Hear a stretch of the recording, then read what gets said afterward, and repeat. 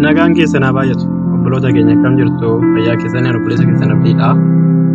Har'a immoo afaan Oromoo kutaa nu waliin baranna.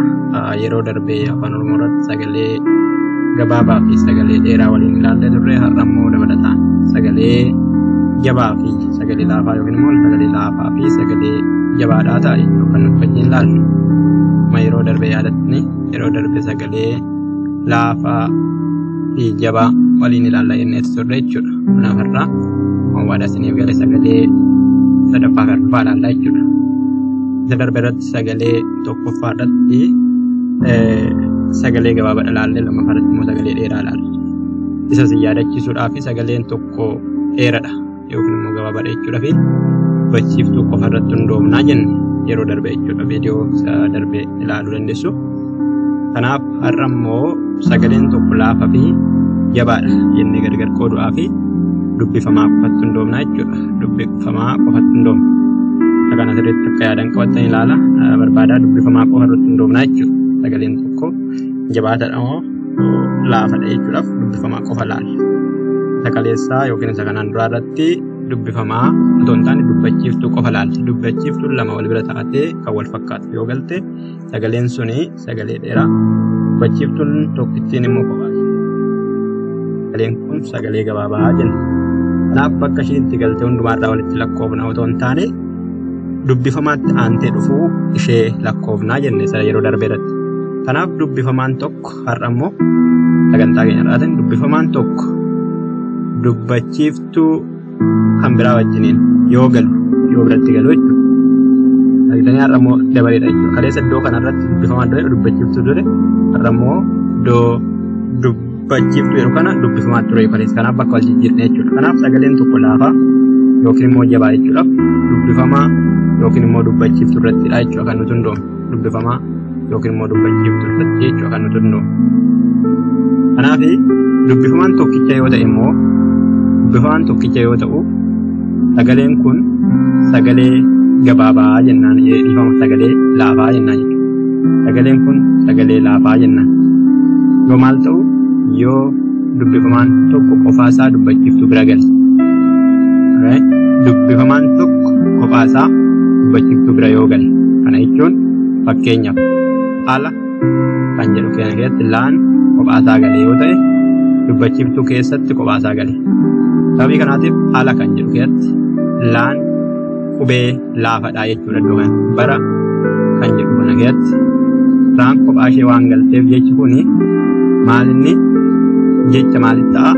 Jecha sagalee laafaa qabu ta'a jechuudha. Ganama kan jedhu keessatti sagaleen sun dheerachuu gabaabachuu ilaallu jechuudha asitti. Kanaaf gabaabachuu dheerachuu isaa otoo hin taane qubee dubbifamaa qofa ilaalladha waan ta'eef naan iddoo kanatti kophaa ishee galte akkasuma immoo maan iddoo kanatti kophaa ishee galte. Sababii maa fi naan kophaa isaanii galanii sababii sanaatiif jechi kun sagalee gabaabaa qabaa jennee. Akkuma kana jecha laafaa jedhu ilaaluu dandeenya. Jechi laafaa jedhu kana ilaalla. Jechi laafaa jedhu amma waa'ee dheerachuu fi gabaabachuu isaa otoo hin taane waa'ee laafaa ta'uu isaatii fi jabaa ta'uu isaatii ilaalla. Kanaaf jecha laafaa jedhu kana keessatti faan kophaa ishee waan dubbachiiftuu gidduu galteef jechi suni jecha laafaa jenna. Mooraa kan jedhu keessatti akkuma kana tokkitti taatee waan galteef irraan dubbifamaadha jechuudha. Kanaaf kaleessa akka jennetti dubbachiiftoota yoo keessaa baafne A, E, I, O, P, U dubbachiiftoota kana yoo keessaa baafne warri afaan hundumtuu isaan kun dubbachiiftoota jechuudha. Warri afaan hundumtuu maal ta'u dubbifamaa jedhamu jechuudha. Isaan kun dubbachiiftoota. Dubbachiiftuu jedhamu jechuudha isaan kun. Warri afaan garuu baarraa jalqabanii Ca, Da, Pa, Ga, Ha, Ya, Ka, La, Ma, Na, Pa, Pa, Ra, Sa, Ta, Ba, Pa, Da, Ya fi Zaan isaan kun immoo dubbifamoota jedhamu jechuudha. Kanaaf dubbifamaa jedhamu jechuudha. Kanaaf har'a waa'ee dubbachiiftoota hin taane waa'ee isaan kanaa ilaalla jechuudha.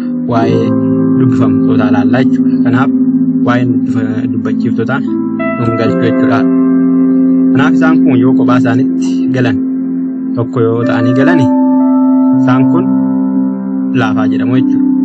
Yoo lama ta'anii galan garuu jabaa jennaan jechuudha. Lama ta'anii galuu isaanii otoo wal ta'in immoo lama ta'anii wal fakkaatanii galuu isaati kan nuti ilaaluu qabnu. Lama ta'anii galuu isaanii otoo hin taane lama ta'anii wal fakkaatanii galuu isaaniitu ilaallaa jechuudha.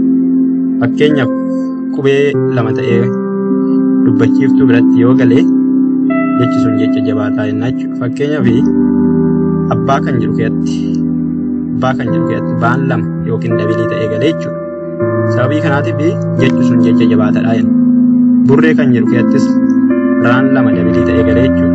Sababii kanaatiif jecha burree jedhu sanaanis immoo maal jennaa jechi sun jabaataadha jennaa jechuudha. Akkuma kana jecha callaa jedhu afuran. Jecha callaa jedhu afaan keenyatti ulfaata yeroo guddifnu callaa jedha. Akkuma kana dheerachuu gaabbachuu isaan laallu waan ta'eef jecha faaggaa jedhu afaan keenya keessatti baay'ee ulfaata jechuudha. Jechi damma jedhu afaan keenya keessatti baay'ee ulfaata. Kanaaf asitti abbaa kan jedhu irratti baabaa lama ta'a. Burree kan jedhu irratti raaraa lama ta'a. Callaa kan jedhu keessatti laalaa lama ta'a. Damma kan jedhu keessatti maamaa lama ta'a. Faaggaa kan jedhu keessatti immoo gaagaa lama ta'a jechuudha. Gooftaan isin eebbisu ayyaanni Waaqayyoo wajjin haa ta'uun nagaan isiniif haa baay'atu. Warri kaanis ayyaanni Waaqayyoo wajjin haa ta'uun hundumti keessan obboleessa keessan abdiin ture viidiyoowwaniif barumsa kan dabalatu argachuudhaaf immoo yuutuubii koo chaanelii isaa sabskiraayib gootan asumaan isin gaafadha. Faarfannaa hafuuraatii fi barumsa garaagaraa barumsa kompiitaraa yookiin akkasumas wantoota kompiitaraa fi kan kana fakkaatan itti fayyadamnu teekinooloojii jechuudha. Miidiyaa hawaasaa garaagaraatti akka itti fayyadamnu barumsa garaagaraa faarfannaa akkasuma barsiisaa macaafa qulqulluu garaagaraa argachuudhaaf obboloota keessaniifis immoo heeruudhaaf itti immoo affeeruu barachuudhaaf obboloota keenyaa wajjin nagaan Waaqayyoo isiniif haa ta'u sabskiraayib gochuun dagatina waliiraa irraa baradhaa yeroo itti aanutti wal arginutti nagaa.